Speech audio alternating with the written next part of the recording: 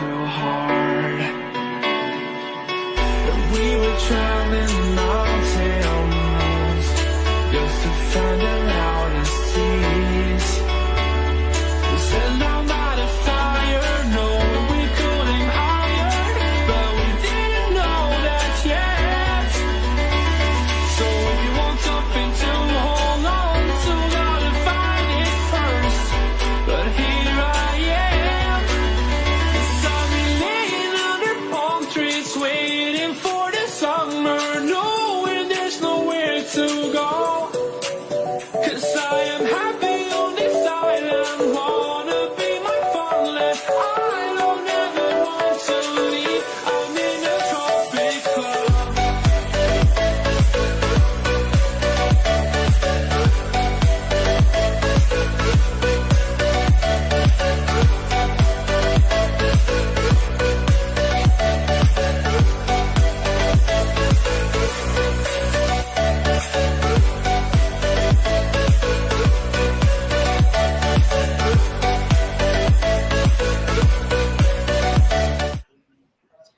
Hola, buenas noches amigos, ¿cómo se encuentran ustedes el día de hoy? Somos Radio Involúcrate y les damos la bienvenida a nuestro programa, un programa donde tratamos temas actuales de interés general y en muchas ocasiones, como ustedes lo han visto, los que nos siguen a través de nuestras redes sociales, de nuestro programa cada jueves de 7 a 8 de la noche, invitamos a autoridades a participar, a instituciones en nuestro programa, porque como ciudadanía es importante que nosotros estemos enterados del trabajo que ellos desempeñan y como les he mencionado también, es importante que en caso de nosotros tener alguna problemática en nuestra vida, sepamos a qué instancia recurrir.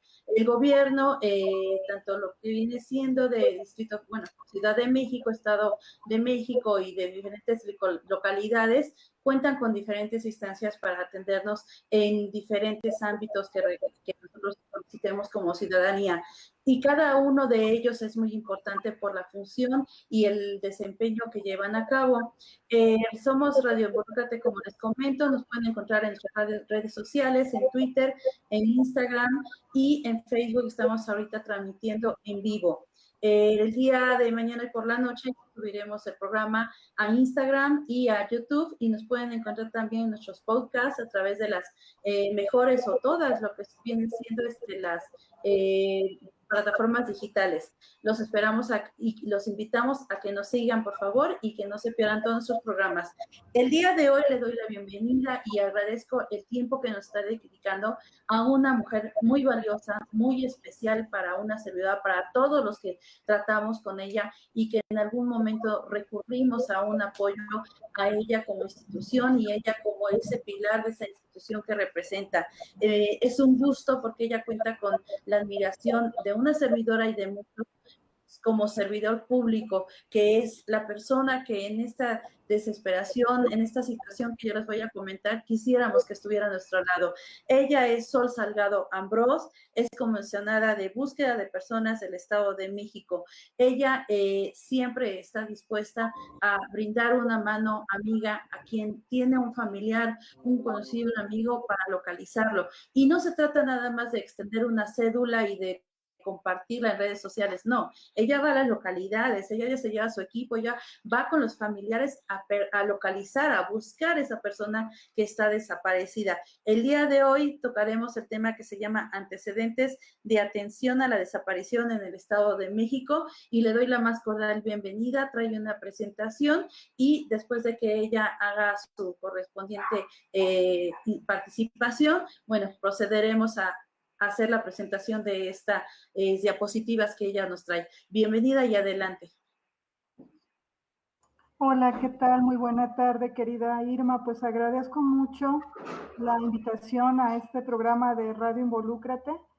Yo estoy de verdad muy honrada de que se interesen en el tema de la desaparición, de esas palabras tan bellas que dices de mi persona y pues agradecida, ¿no? de poder conversar un poco con la audiencia respecto a este tema, a este flagelo que desafortunadamente ahora no es un problema nuevo, ya lo hablaremos ahorita, pero que ahorita lo que sí es cierto es que tenemos una dimensión desmesurada, ¿no? de casos, por diferentes causas y que por ello es importante el conversar un poco acerca de los antecedentes de las desapariciones.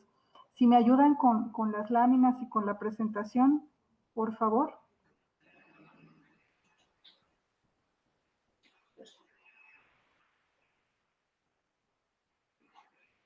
La que sigue, por favor. Bueno, pues las desapariciones en nuestro país tienen una historia larga. En los años 60, 70 y principios todavía de los 80, se suscitó una época que se denominó desafortunadamente y malamente como la Guerra Sucia. Le llamaban malamente la Guerra Sucia porque no se puede hablar de una guerra cuando hay disparidad entre los contrincantes, y aquí era la sociedad contra el Estado, ¿no? Cualquier persona que estuviera en contra del Estado, pues iba a tener la represión que en algunas ocasiones podría ser desde la detención, el asesinato, pero también en emulación a otros casos que hubo en Sudamérica, pues la desaparición de muchas personas en aras de acallar todos esos reclamos que había sociales, ¿no? Y eso pues dejó marcada una época de desaparición forzada muy lastimosa, que al día de hoy pues tenemos algunos precedentes. La que sigue, por favor. Uno de los casos más emblemáticos y además que dieron una historia no solamente a nuestro país desafortunada, sino a ojos internacionales, una sentencia de condena al Estado mexicano, fue el caso de la desaparición del profesor Rosendo Radilla Pacheco, quien fue visto por última vez el 25 de agosto de 1974, y que él pues estaba en contra del gobierno en ese entonces. Él era un profesor normalista y había sido presidente municipal ahí en Atoyac, su municipio, y la última vez que se le vio fue cuando fue detenido por el ejército. En el caso de Rosendo Radilla, su hija Radilla, que ahora pues ya es una mujer muy consolidada en el plano de los derechos humanos internacionales, pues ella se dio cuenta que en México pues las personas no solamente desaparecían de manera impune como le pasó a su papá, sino que no había ningún andamiaje ni jurídico ni institucional para que se pudiera investigar qué era lo que había pasado, ¿no? Realmente un círculo cerrado de entender como una denuncia de hechos, no había esa tipificación ni siquiera de lo que era la desaparición. Y pues bueno, finalmente al ella haber acudido a varias instancias nacionales y que no le dieron respuesta, se va a la Comisión Interamericana de Derechos Humanos, posteriormente a la Corte Interamericana, y el 23 de noviembre del 2009 se dicta la primera sentencia de condena al Estado mexicano, donde se pide que se siga buscando de manera permanente al señor Radilla hasta su localización, creando un precedente internacional y además marcando que en el caso donde hubiera implicados personal del ejército, independientemente de que hay fueros militares, pues al ser una víctima, una persona ciudadana, tendría que sancionarse por el fuero común, o sea, tendría que ser investigado por juzgados civiles. Eso lo deja como precedente, entendiendo que el fuero militar se encubría entre sí y por eso no había ningún avance en el caso de Rosendo. La que sigue, por favor. Otro caso histórico y que también dictó una sentencia justamente también en el mismo año 2009, pero que hablaba muy en particular de el caso de otra cara de la desaparición, que es la violencia de género, ¿no? La violencia de género que en el caso González, Fernández y otras, que todo mundo conocemos ya como Campo Algodonero por el lugar donde fueron encontradas estas víctimas, pues también marcó un hito de cómo tendrían que comportarse las instituciones cuando les fuera enterada la desaparición de alguien. Las víctimas que fueron ante la Comisión Interamericana y la Corte fueron 3, pero realmente pues encontraron más cuerpos, y no solamente los de Campo Algodonero, sino ya era un tema generalizado en la región de Ciudad Juárez, Chihuahua, desde antes de este hallazgo de estas jóvenes, pues ya se estaban realizando algunas acciones por parte de la sociedad civil para buscar por su parte a las mujeres, porque decían es que algo está pasando. Como saben ustedes, Ciudad Juárez es un lugar de frontera, y entonces donde se asentaban muchas mujeres para trabajar y hacer dinero en lo que podrían, su sueño, el cruzar al otro lado, a Estados Unidos, para poder tener una vida mejor. Pero en ese momento, pues de tránsito, se quedaban ellas trabajando en varias maquiladoras, en donde o entraban muy temprano o salían muy tarde, y eso las colocaba en un altísimo riesgo, y por tanto había muchas desapariciones y feminicidios. La sociedad civil decidió organizarse y crear un protocolo, el protocolo ALBA, denominándolo así porque se reunían al amanecer, al alba, y de ahí se distribuían tareas entre todos para expandirse y poder hacer una búsqueda amplia en toda Ciudad Juárez de esa mujer, de esa joven, de esa niña, y localizarla con vida. Esta práctica empezó, imagínense, desde el año de 1993, el hallazgo de Campo Algodonero es en el 2001, pero pues la Comisión y la Corte Interamericana dicen, ¿por qué el Estado mexicano no le ha hecho caso a ese esfuerzo ciudadano tan destacado y importante? Y dentro de sus resolutivos, cuando condena a México, establece que el personal que tenga contacto con atención a casos de desaparición y de violencia deberá de ser capacitado de manera permanente, y que además deberá de generar protocolos y acciones de reacción inmediata tan pronto tengan conocimiento de un caso de desaparición, y muy especialmente a la cara de la violencia de género, entendiendo que las mujeres pues tenemos todavía mayor riesgo, ¿no? Es cierto que en este país desaparecen de igual manera hombres y mujeres, pero el contexto en el cual desaparecemos nosotras, salpicado siempre a violencia de género. La que sigue, por favor. Otro de los casos que ya son más contemporáneos y que también ocurren en Guerrero, ¿no? Como fue el caso de Rosendo Radilla, es el caso Iguala, el caso de los 43 desaparecidos que eran estudiantes de la Normal de Ayotzinapa, y que bueno, ese día ellos se encontraban con unos camiones, en el secuestro de unos camiones, pero porque era una labor anual, o sea, era una tradición por parte de los estudiantes de Ayotzinapa, entendiendo toda esta historia que se tiene de memoria, ¿no? Ellos cada 2 de octubre acudían a Ciudad de México, y entonces tomaban camiones del servicio público para poderse trasladar, pero tan pronto regresaban de Ciudad de México los devolvían. Una actividad ilícita, cierto, sí, pero que nunca merecería una sanción de desaparición o de muerte, ¿no? Sino que ellos hubieran sido detenidos y presentados ante el Ministerio Público para que se investigara por qué le estaban quitando el camión a los choferes, pero no lo que sucedió, ¿no? Que todos sabemos, y que fue una masacre sin precedente, porque hubo intercambio de balas, bueno, ni siquiera intercambio porque ellos no iban armados, hubo un ataque frontal a los estudiantes y una detención de la cual al día de hoy pues solamente se han podido identificar a 2 personas sin vida. La que sigue, por favor.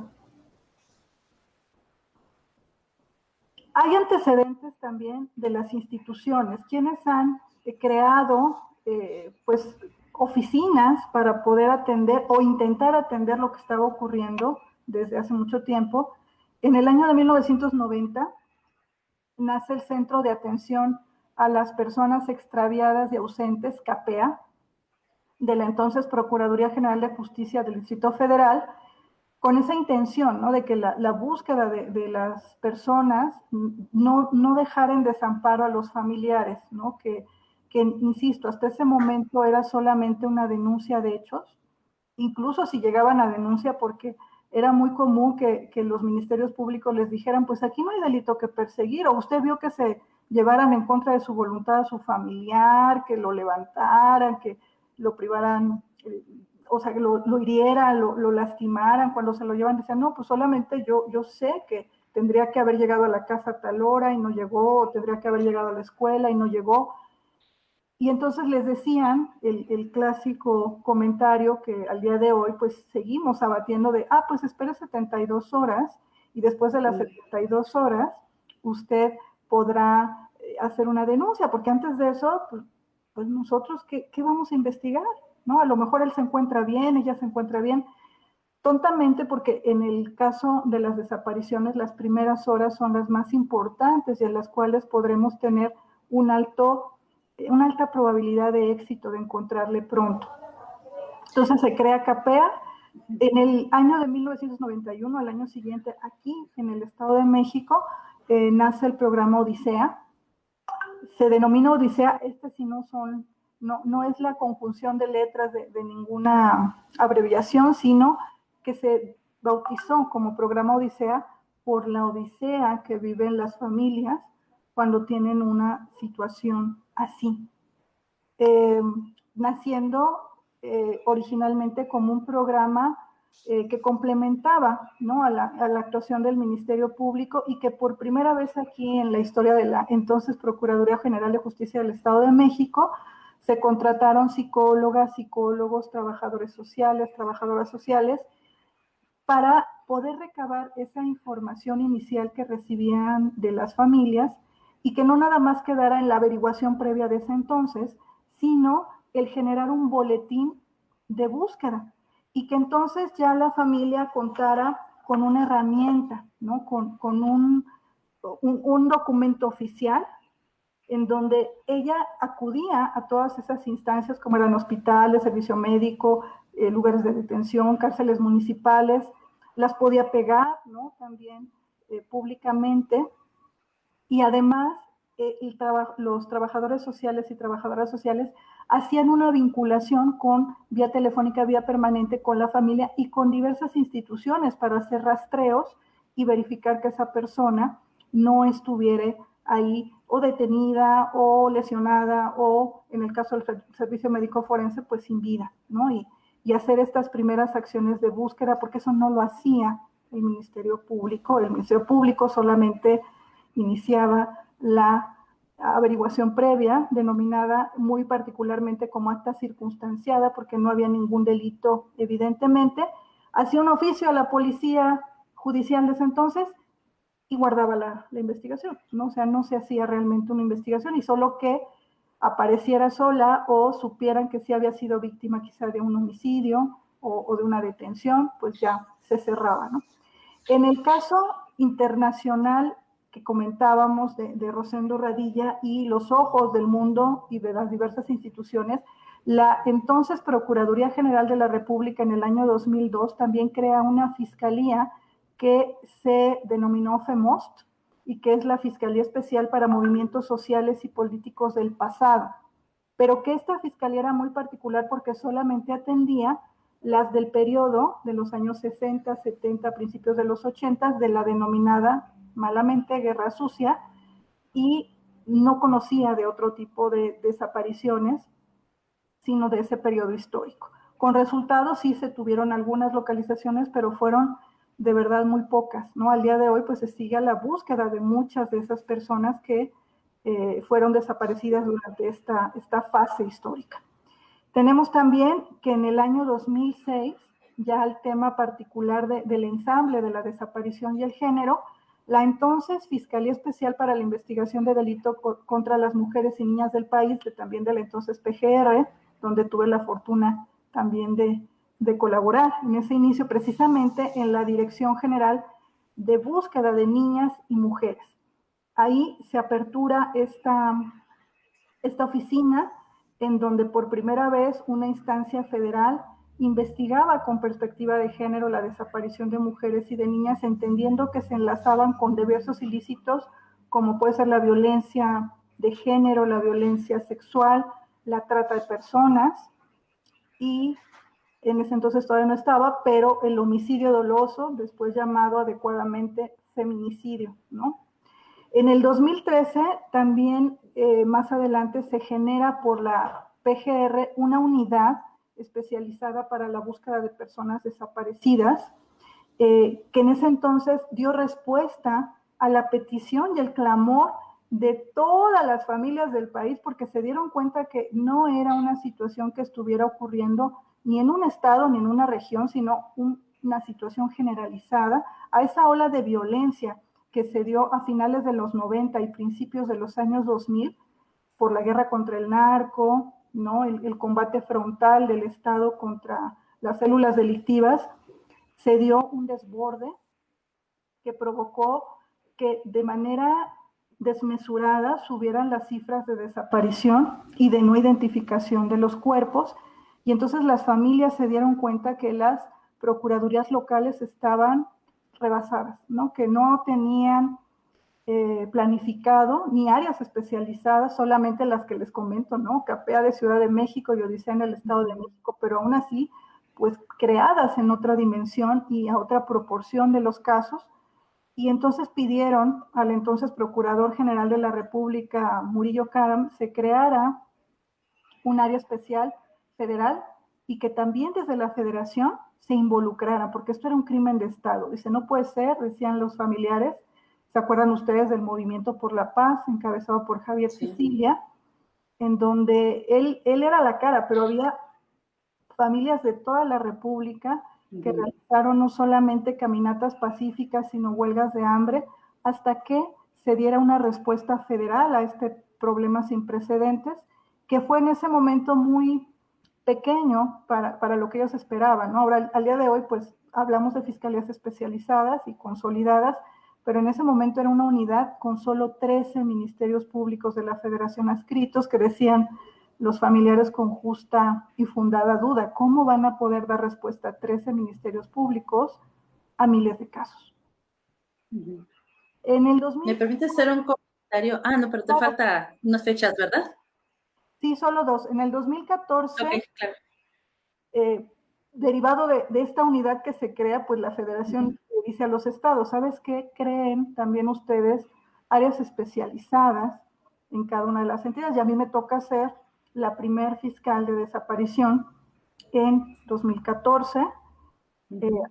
Y más adelante, en el 2017, en ese esfuerzo de las familias de consolidar instituciones y procesos claros, diáfanos y además suficientes, se promulga por un decreto presidencial la Ley General en materia de desaparición forzada, desaparición cometida por particulares y del Sistema Nacional de Búsqueda de Personas, en donde ya es obligación, ¿no? Es obligación que cada entidad federativa cuente con una fiscalía especializada en materia de desaparición y con una comisión de búsqueda, entendiendo que las comisiones de búsqueda somos instituciones que fuimos inspiradas en lo que pasó en Sudamérica, que eran las comisiones de verdad y justicia, que decían, es que como hay tanta implicación del Estado con las desapariciones o por negligencia, pues ellos no nos van a apoyar mucho y se va a atorar, ¿no?, el proceso.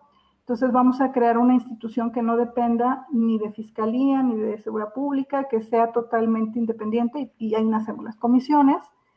Y este sistema, ¿no?, que consolida lo pedido por las familias, que todos nos comuniquemos entre sí, entendiendo que no necesariamente una persona que desaparece aquí en el Estado de México la vamos a encontrar aquí, y que posiblemente podría estar en otra entidad, y en la medida en que estemos comunicados unos con los otros, pues habrá mayor oportunidad de localizarle lo más pronto posible. Perdón, ahora sí, adelante.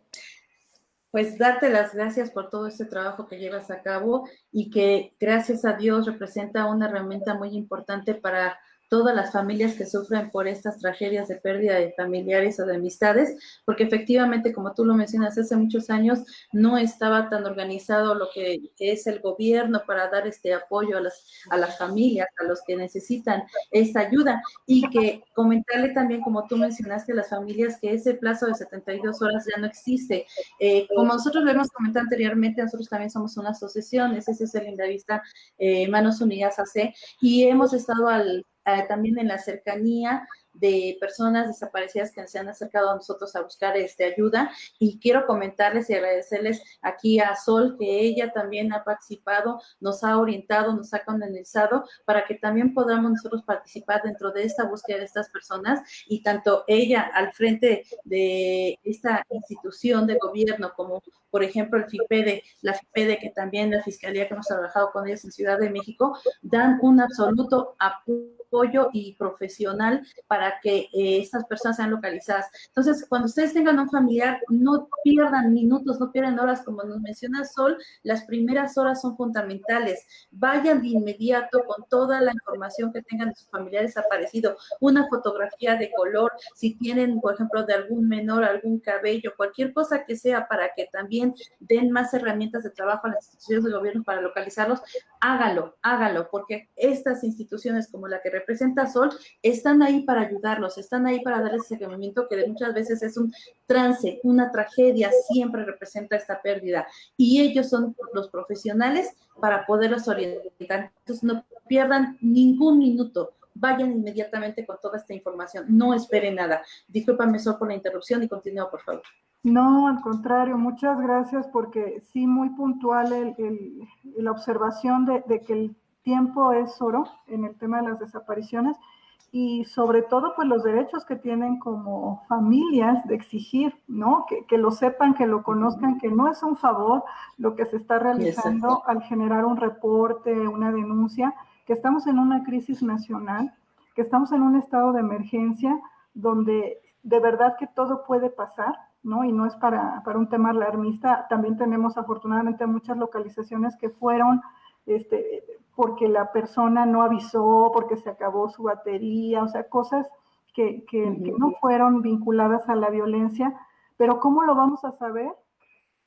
Hasta que la tenemos enfrente, ¿no? Y de repente las familias, antes, por esta negligencia que existía generalizada de esperar 72 horas, pues se perdía mucha evidencia, y pasaban casos muy lamentables donde, pues igual, incluso en la misma agencia donde les habían dicho, váyase a su casa a esperar que pasen 72 horas, pues ahí mismo ya habían levantado el cuerpo de la misma, y el Ministerio Público pues se había no solamente negado el derecho que tenía la familia de emitir la denuncia y hacerle del conocimiento, sino él también se había negado la posibilidad de encontrar la identidad de esa persona, ¿no? Y a eso, pues, lo multiplicamos por 32 y 32 por cada uno de los municipios, y por ello tenemos una cifra tan alarmante como la que existe el día de hoy, de más de 80,000 personas que no sabemos dónde están, ¿no? De diferentes periodos, de diferentes géneros, de diferentes contextos, pero todos con esa incertidumbre, ¿no? Que el Estado estamos obligados a resolver de manera conjunta, y que además al día de hoy esta ley que comentábamos, pues le da mucha, como yo te platiqué la historia es que las mismas familias impulsaron a que se creara la ley, y dejaron muy preciso la participación conjunta como uno de los principios que tienen que estar durante todo el proceso, sea de investigación o de búsqueda.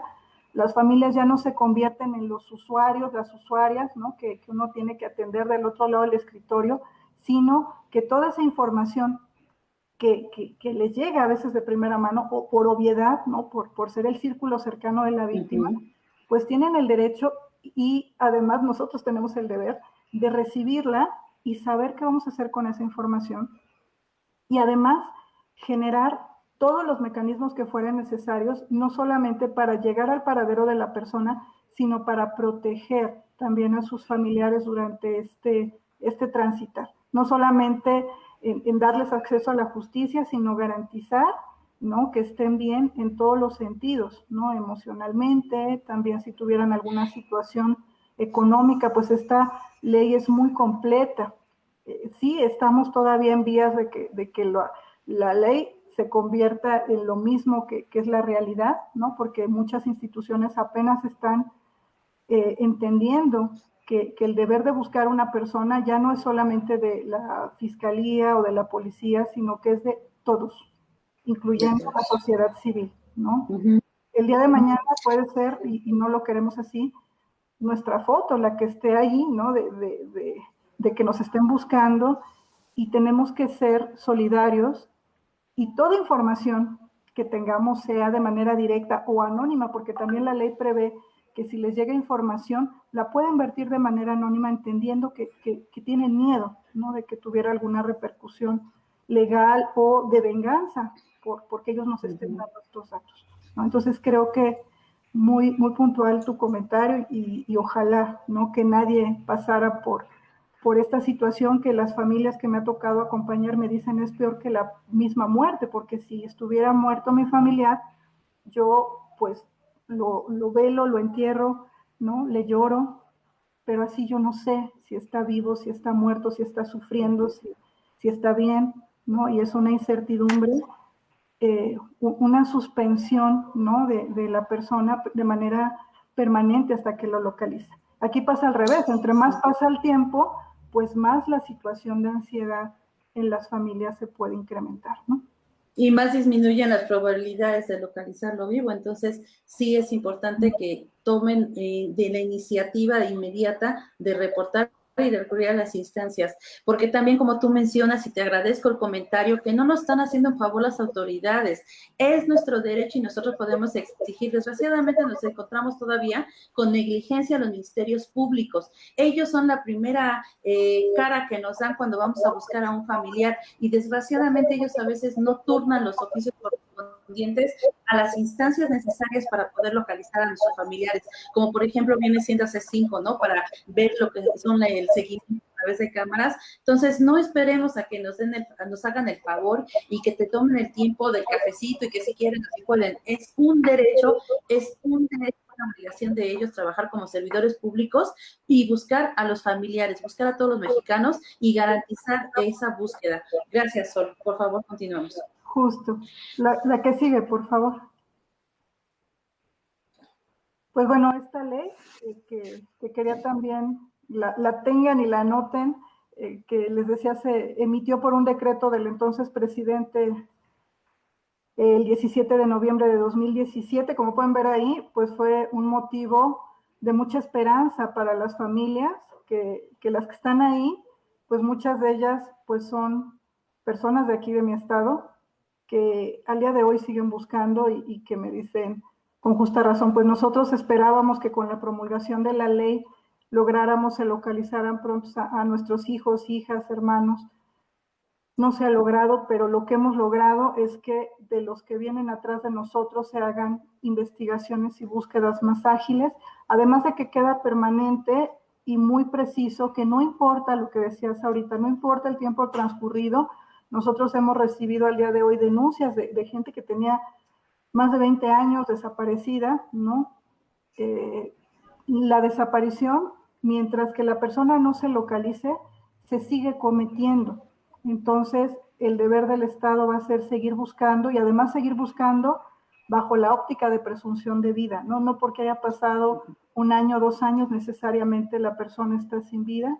Y insisto, ¿no? Afortunadamente se han localizado a personas después de muchos años que se encontraban en situaciones que para muchas instituciones y autoridades habían pasado invisibles, como era la situación de una aparente situación de calle, ¿no? Y que no es así, o sea, no es normal que la gente viva en la calle, y regularmente detrás de esa persona hay alguien, una familia que le está buscando, y que es en esa ignorancia de los procesos, de los deberes de la autoridad, que a veces no va a haber una denuncia. A veces me han dicho, ¿sabes qué? Que de esta persona da este nombre, chécate si tiene un reporte, una denuncia. Checamos, no lo hay, pero bueno, nos seguimos un poquito más y verificamos en otro tipo de plataformas y se encuentra el domicilio de algún familiar, y cuando llegamos a ese domicilio, pues sí, la familia estaba preocupada, pero quizás no había podido denunciar por todas estas trabas y obstáculos que se generan desde las propias instituciones. Si no es que a muchos ya me ha tocado que me digan, sobre todo los que sufren de trastorno, les decían las autoridades, es tu culpa que se haya desaparecido. Entonces, si vuelven a venir porque se desapareció, se salió, yo a quien voy a meter a la cárcel es a ti. Entonces, pues ellos empezaban a buscar por su lado sin acudir a las instituciones. Y hemos encontrado que además pasan cosas impresionantes, ¿no? Gente de otros estados pues están aquí, y gente de aquí pues está muy lejos en estados de frontera a veces, Entonces, es muy importante lo que yo te decía, que exista esa comunicación. Si no quisieran en la fiscalía porque ellos valoran que no hay delito, pues para eso estamos las comisiones, ¿no? Incluso vía telefónica se puede generar el reporte y de ahí nosotros valoramos si es necesario dar intervención a la fiscalía en ese momento, lo que fuere, para poder conectar con el proceso justo que cada caso necesita. Ok, muchas gracias. Pues continuamos. Sí, la que sigue, por favor. Y pues bueno, este es otro de los objetivos, que es establecer, distribuir competencias y la forma de coordinación entre las autoridades de los distintos órdenes de gobierno. Y aquí, pues quiero aprovechar tu espacio para decir que estamos muy preocupados desde el Sistema Nacional de Búsqueda porque la FGR, en recientes ejercicios con el Senado, pues está presentando un proyecto de modificación de su ley orgánica, donde ellos se quieren salir del sistema, ¿no? Diciendo que como ya la Fiscalía General es autónoma, pues que nadie le puede decir qué hacer, pero pues están malentendiendo la autonomía. La autonomía significa que ellos ya no dependen ni del Ejecutivo, ni del Legislativo, ni del Poder Judicial, para que si hubiera de responsable el mismísimo presidente o un juez o un magistrado, ellos no tuvieran empacho en realizar una investigación hasta sus últimas consecuencias, entendiendo que no dependía de esa persona el que siguiera ese personal de la fiscalía, pero nunca el restar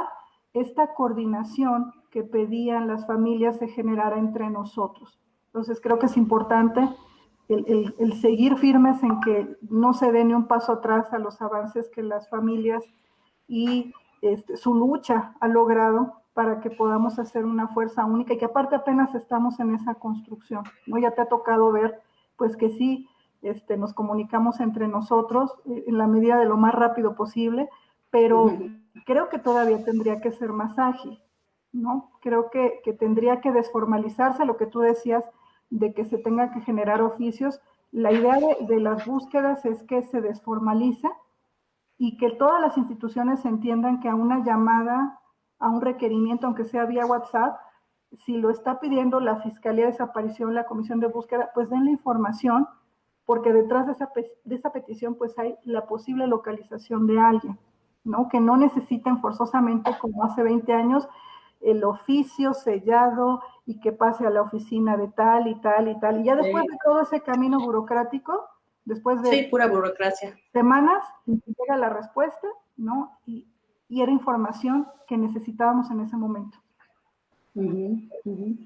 Sí, exactamente como dices, aquí la burocracia se topan muchas veces con solicitar las cámaras, se tardan. La sábana de llamadas también que pueden solicitar, si en un momento dado trae la persona desaparecida un celular y pueden a través de ese celular localizar las llamadas, ese es también otro tema de que retrasa mucho el Ministerio Público y esas son herramientas fundamentales, el de las cámaras, digo, por eso tenemos tanta tecnología hoy en día, para que pueda ayudar a la búsqueda de las personas, pero desgraciadamente a veces la burocracia en los ministerios públicos, lo repito, no deja que avancen. Me topé, por ejemplo, una chica que en Ecatepec estábamos tratando de localizar, la mamá fue a ampliar su carpeta de investigación porque había recibido una llamada de ella y precisamente iba a reportar el número y todo de la llamada.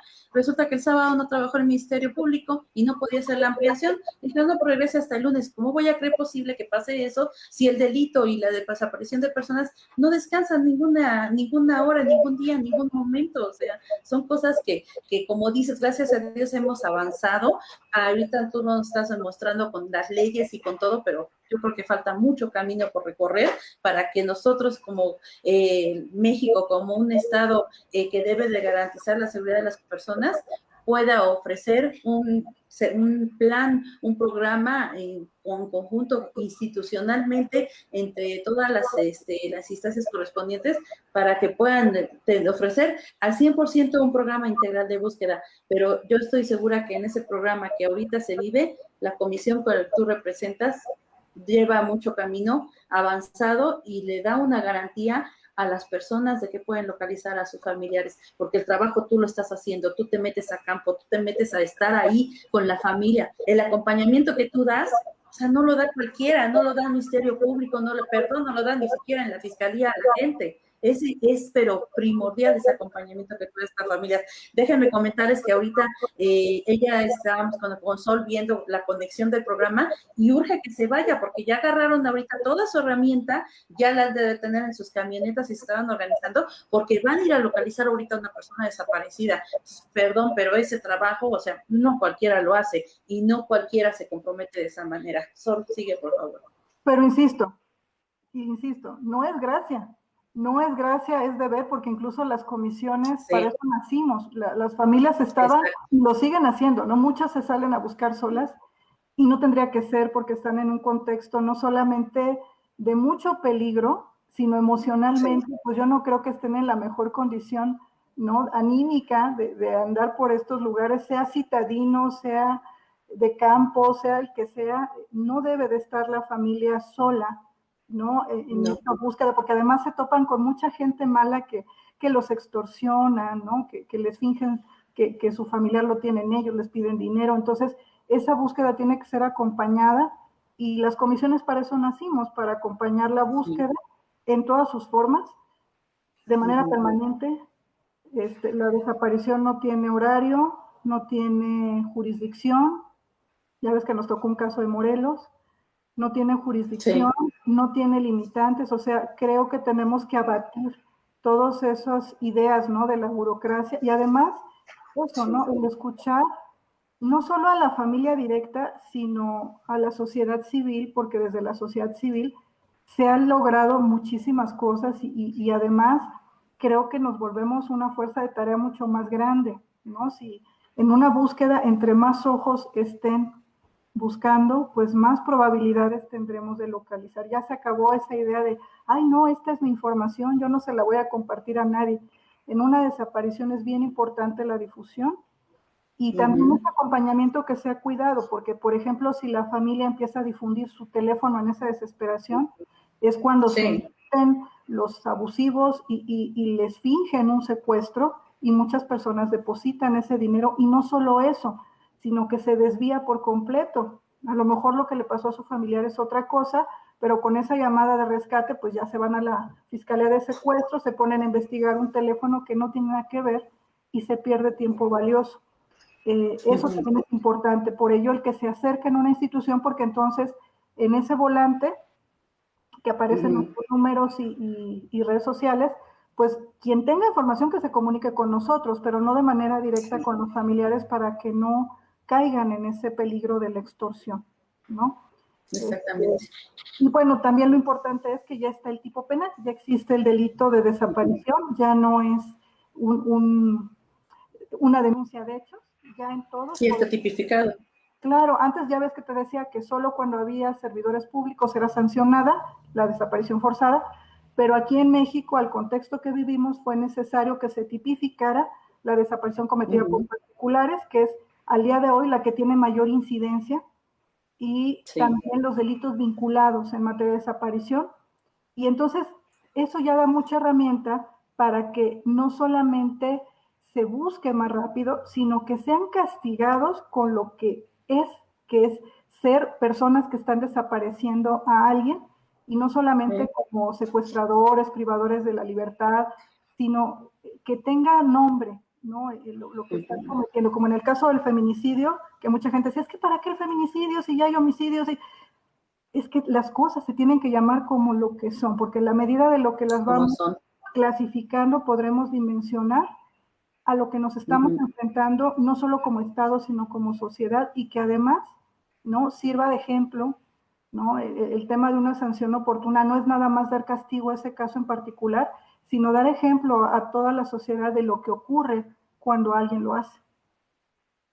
Por eso es importante que en ocasiones las carpetas de investigación se integren con perspectiva de género, porque muchas veces las manejan como un homicidio generalizado y no, es importante la perspectiva de género precisamente por lo que tú mencionas. Correcto, es correcto. Es totalmente correcto.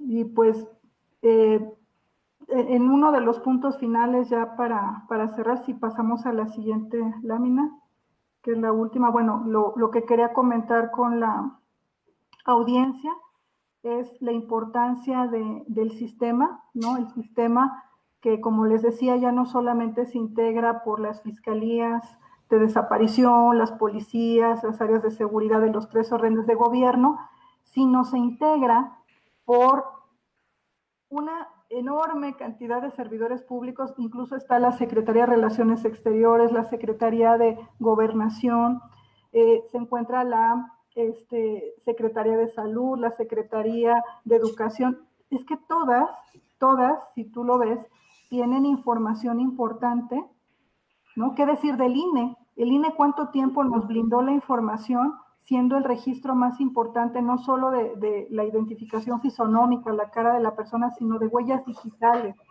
¿no? Y que nos decían malamente que solamente cuando había un delito electoral es que le darían información al Ministerio Público. Decimos, pues, oye, obviamente es más importante el obtener la huella para poder hacer cotejos y buscar a esa persona que un delito electoral. Entonces, ya recientemente, hace unos 5 años para acá, es que ya hay convenios con el INE y afortunadamente por ese medio se han localizado a muchísimas personas en aras no solamente de la búsqueda forense, ¿no? De las personas fallecidas no identificadas, sino también a las confrontas de búsqueda en vida, ¿no? En los centros penitenciarios, lugares de detención, las personas en situación de calle, en albergues, en anexos, ¿no? Y que a lo mejor por cualquier circunstancia o no dieron su nombre correcto, no quisieron, no lo sé, no lo pueden dar por su condición, y pues la huella va a ser el medio inequívoco para que demos con su identificación y su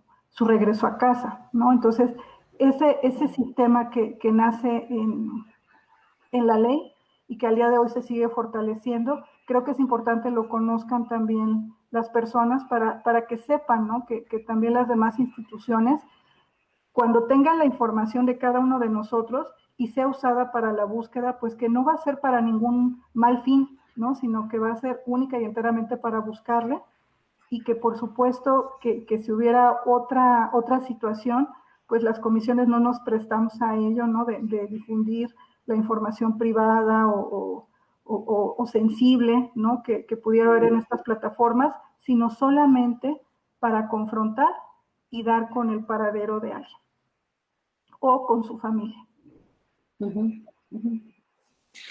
Ok, ¿hay alguna otra diapositiva que vas a querer que pasemos?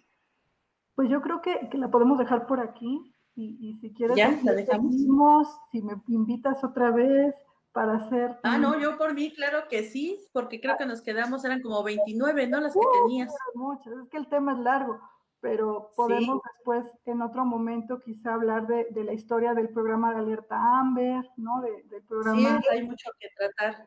Claro que sí. Si del quieres, programa de alerta plateada, que también está muy interesante para la búsqueda de adultas y adultos mayores, y que también es importante conozcan las personas, porque también vamos a tener una campaña de prevención ya en pocos días. Si quieres, entonces nos ponemos de acuerdo y claro que sí, con gusto, pues aquí eres bienvenida y hacemos la segunda parte. Nada más déjame comentar algo, por favor. Dentro de 8 días, bueno, tenemos el programa que es con Marta Barragán Mar, que es Amor sin Violencia, precisamente es la segunda parte de hace 8 días, porque bueno, no nos dio tiempo tampoco de terminar el tema, así como en esta ocasión con Sol, entonces también los esperamos. Y también tocando el tema de la asociación civil que somos, les pido que chequen nuestras redes sociales, son SOS Lindavista en Twitter, estamos en Instagram y SOS Lindavista Manos Unidas en Facebook. En estos momentos estamos apoyando a una chica de 12 años que se llama Camila, ella en Eduardo Mondina, en Gustavo Madero, donde nosotros estamos dando el apoyo principalmente, aunque lo ofrecemos a cualquier persona que nos localiza a través de redes sociales. Ella quiso desgraciadamente su agresor violarla y la violentó y con arma blanca la dañó. Ahorita estamos en busca de un cirujano plástico que nos apoye, al parecer ya encontramos encontramos dos que nos van a dar ese apoyo para que podamos hacerle las cirugías correspondientes. Desgraciadamente estuvo en el Hospital Infantil de Aragón, ella con una atención que nunca recibió, y cuando salió de ahí, porque la trasladaron a Tacubaya, le dijeron, disculpe, ya pasó mucho tiempo, ya no podemos atenderla, y va para fuera de la institución. Y entonces la dieron de alta y está en su casa. Ahorita la estamos apoyando también con donativos, les vamos a poner los datos ahí en redes sociales. Hemos estado también difundiendo este caso en Canal 6, ya salió un reportaje que hicimos, y estuvimos el día de ayer en Mujer Ejecutiva TV, que también vamos a poner la información, va a salir la siguiente semana este programa, y ahí ustedes también van a poder escuchar todo lo que necesitamos. De entrada es una persona, Arlene, que se llama Reportera Muy Linda, hizo la difusión, y ya el día de hoy estamos teniendo casi la donación de 7,000 pesos para cubrir sus gastos. De entrada vamos a comprar una cama individual que ella necesita, porque no puede estar dormida en las condiciones en las que está, porque es un foco de infección para las cicatrices que tiene en la cara. Y bueno, ahí está toda la información. Por favor, síganlas, y los invito, si tienen ustedes posibilidad de ayudar a Camila, de 12 años, que su familia es de bajos recursos y se quedaron sin trabajo por esta situación que están atendiendo de su hija, ayuden, por favor, nada nos cuesta. Y pues te doy muchas gracias por tu participación, Sol. De veras que cuentas con mi admiración, no me canso de decirlo. He estado muy cerca de tu trabajo, de todo tu compromiso. Es muy importante el que las comisiones de búsquedas continúen y que el gobierno las valore con ese trabajo que ellas dan, porque es un trabajo conjunto, como tú los mencionas, interinstitucional, con diferentes dependencias de gobierno a nivel República de México, no nada más es por estados, al Estado de México, como estás tú, a la Ciudad de México, sino como tú dices, hay una correlación, una coparticipación entre todas las instituciones, inclusive a nivel República Mexicana, que eso es lo que da muchas veces los resultados adecuados para localizar a las personas. Entonces, si tú estás de acuerdo, nos ponemos de acuerdo para lo que es la fecha siguiente del programa y lo anunciamos. Con todo gusto, Irma, y un abrazo grande y muchas gracias a tu equipo. No, gracias a ti. Nada más antes de que te vayas, ¿puedes decirnos la página o el contacto con la Comisión de Búsqueda del Estado de México para cualquier persona que requiera acercarse a ustedes? Por favor. La página, bueno, tenemos en Gobierno del Estado, Comisión de Búsqueda de Personas del Estado de México. También estamos en Twitter y en Facebook como Comisión de Búsqueda EDOMEX. Y pues estamos aquí las 24 horas del día, los 365 días del año. Te puedo compartir, no lo tengo, permíteme, el número telefónico, porque tenemos 2800. Un momento para que los tengan. Por favor. Es el 800-509-0927 y el 800-216-0361. Ok, perfecto, ya los anoté, y ahorita en la publicación los vamos a poner ahí para que también los tengan a la mano. Y pues te deseo la mejor de las suertes, bendiciones, para que todas tus búsquedas pues vayan ustedes también de manera segura, de manera eficiente, a hacer el trabajo que toda la ciudadanía espera. Y pues gracias por este compromiso. Y gracias por acompañar ustedes a las familias, y qué bueno lo del chico de Morelos que ya regresó a casa. Sí, gracias a Dios, pues tú estuviste al tanto de este chico de 15 años, se desapareció. Traíamos ahí un rezago, como lo comentamos, con lo que es las cámaras, porque no se las habían mostrado a los papás. Y bueno, yo me acerqué aquí con Sol, me hizo el favor de canalizarme a la Comisión de Búsqueda del Estado de Morelos, y de inmediato dieron el apoyo y acompañamiento a la familia, sacaron la cédula, y bueno, gracias a Dios, una semana después de desaparecido el niño, regresó a su casa y lo localizaron. Pero la respuesta de la Comisión de Morelos a la licenciada Wendy, le doy también muchas gracias, porque fue inmediata. Y bueno, ese trabajo que realizan ustedes pues es muy importante para los ciudadanos, porque como tú mencionas, nadie sabe en un momento dado en esa cédula la foto de quién vaya a estar, y tenemos que ser conscientes de que eso no es algo ajeno a nosotros, nos puede pasar a cualquier persona, y pues es importante contar con ese acompañamiento con esas instituciones, con alguien que nos respalde en esos casos y que exijamos que no es un favor que nos están haciendo. Pues muchas gracias por todo y que Dios te acompañe en estas búsquedas que realizas. Igualmente, cuídense mucho. Gracias. Gracias. Bye. Hasta luego. Estamos de comunicación.